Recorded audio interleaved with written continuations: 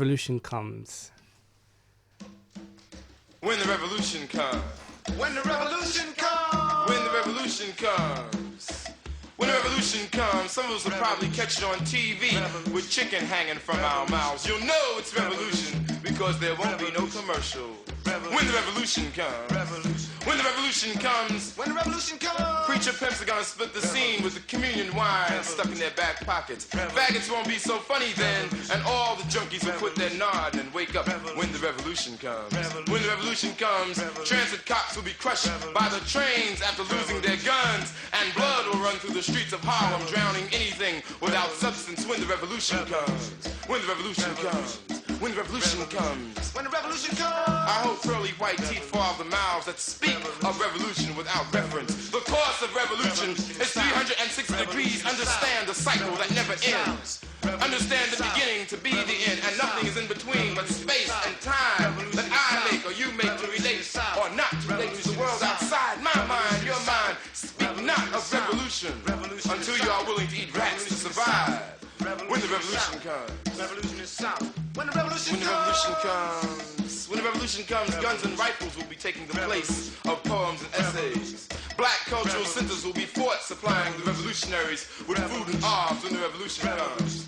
When the revolution comes, white death will fall off the walls of museums and churches, breaking the lie that enslaved our mothers when the revolution comes. When the revolution comes, Jesus Christ is going to be standing on the corner of Lenox Avenue and 125th Street, trying to catch the first gypsy cab out of Harlem when the revolution comes. When the revolution comes, Jew merchants will give away matzo balls and gefilte fish to anyone they see with an afro.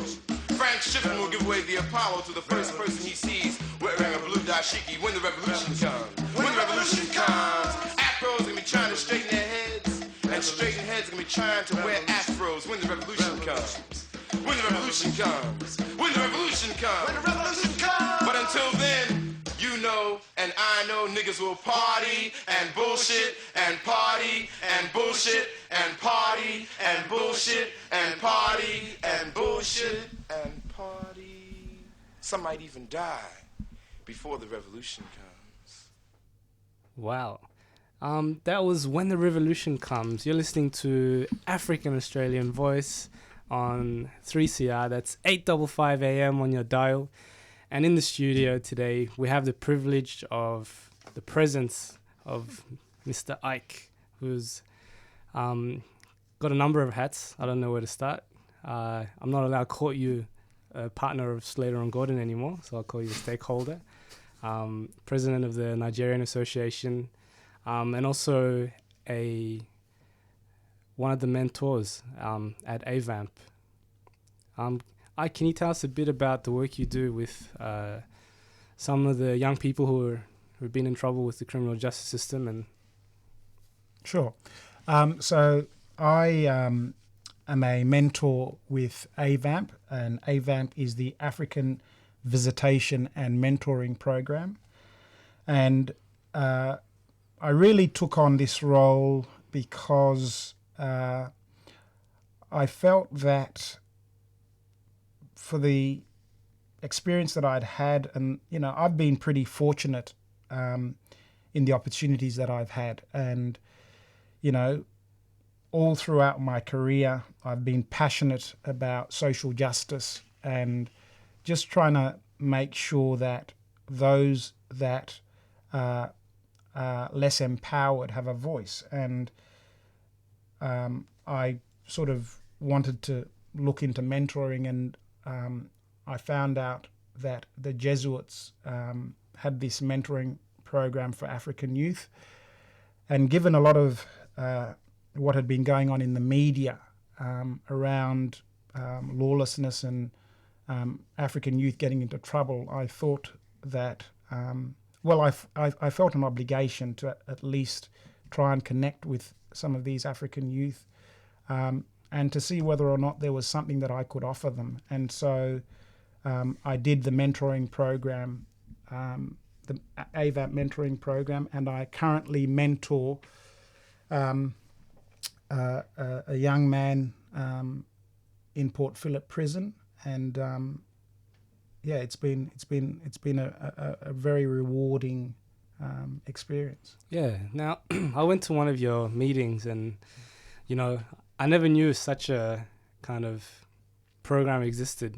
Growing up, I also made, if you remember, I made the suggestion that if we had such a mentoring program, connecting professionals and people who are quite connected and doing quite well in society, and actually come to the Housing Commission estates where there's already you're kind of already set up to kind of be in trouble with the justice system, let's just say that. Yeah.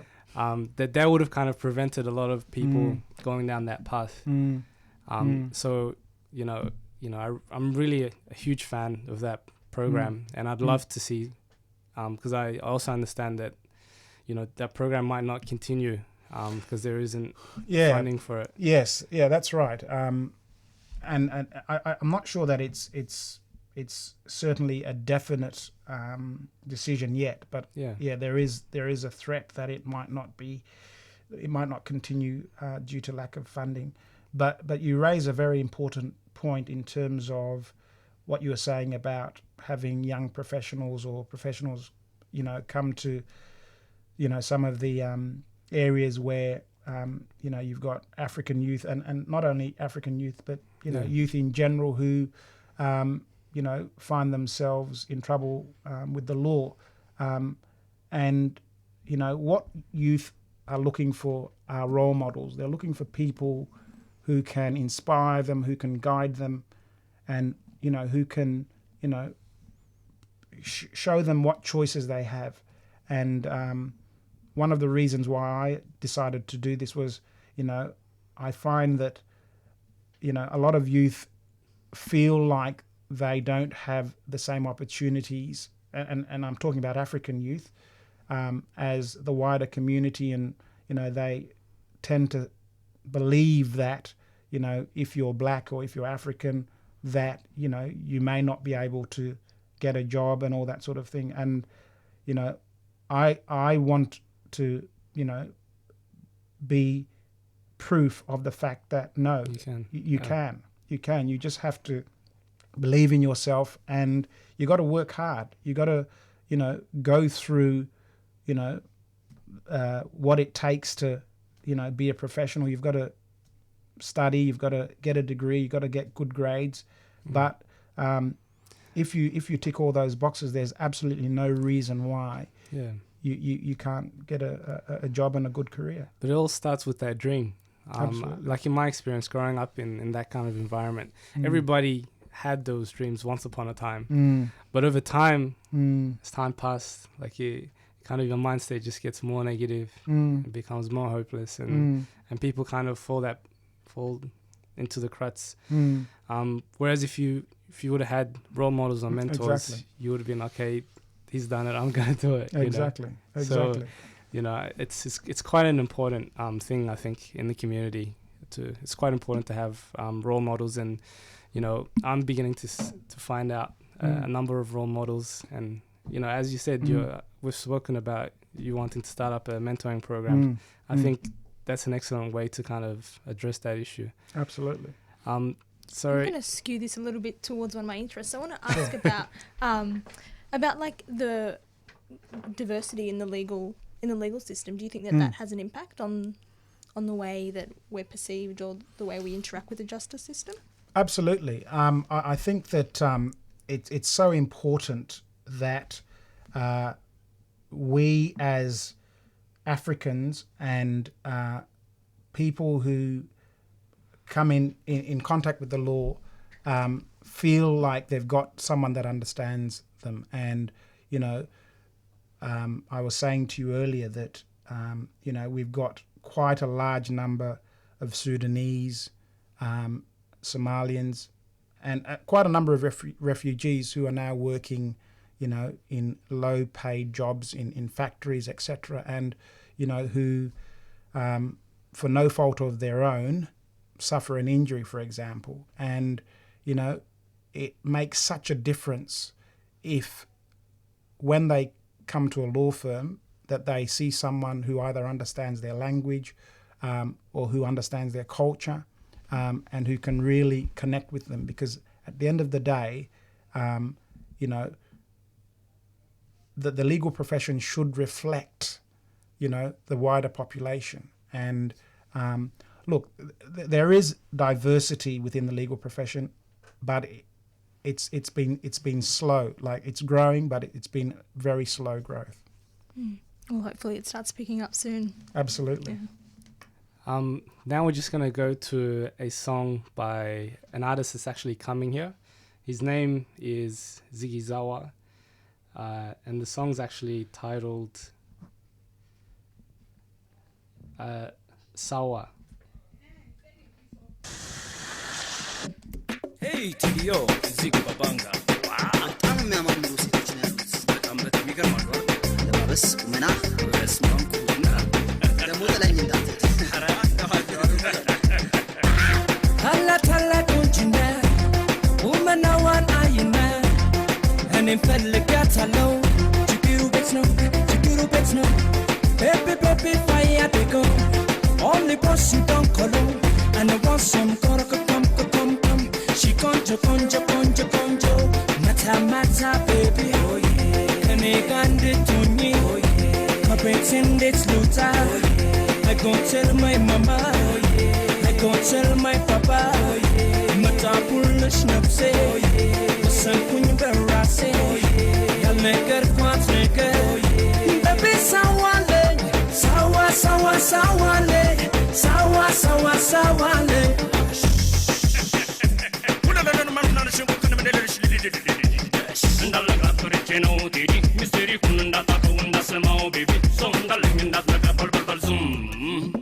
ያት እሳት አይከፋኝ በዚህ ቆንጆ ብትሳሳት የተግባባት እንዳልል እረፍ እሸትና ቆንጆ አይታለፍ ከሽኮኮ መሃል እሷን ጥለፍ በፍቅር ማዕበል ስትንሳፈፍ ያለች ቆንጆ ለኔ ትትረፍ እንዳረጋት አንቺ ቤቢ ሳዋሌ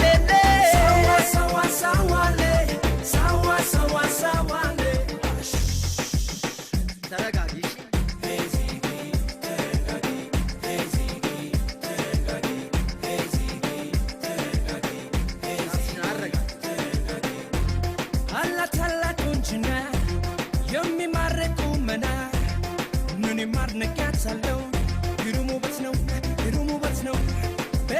Baby, fire they go. Only boss you don't call on. And I want some come. She conjo.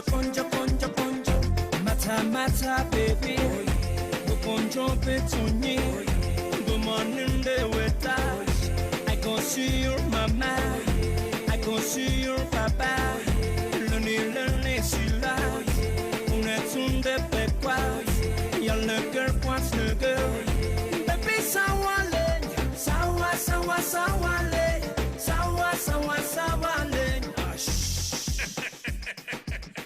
Pom torokotom torokotom yene konjom kuchbegonne kanchilila ala yene anti baby sawale sawale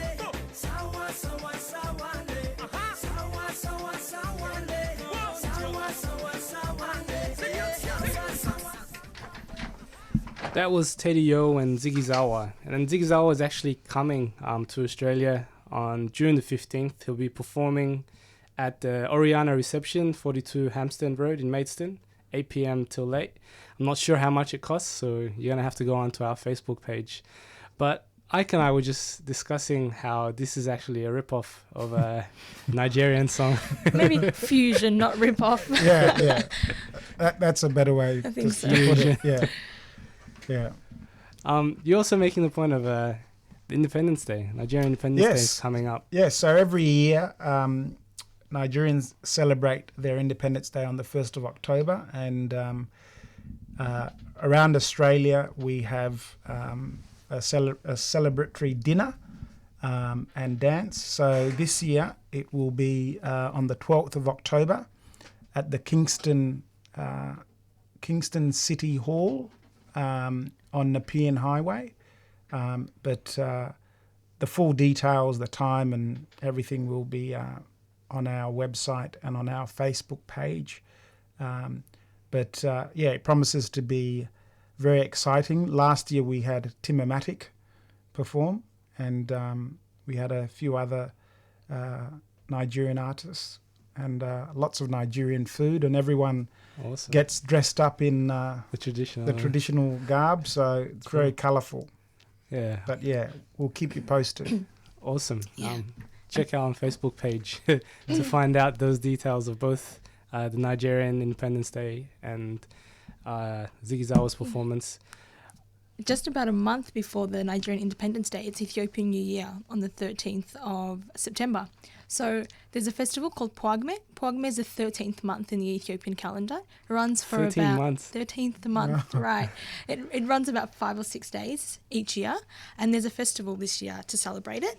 So it's a mix of fine arts, fashion, film and performance, such as poetry and music. So yeah, I think it's at the Footscray Community Arts Centre, Awesome. but there'll be more information on our Facebook page. Sounds good. Yeah. And if you don't know our Facebook page by now, it's African Australian Voice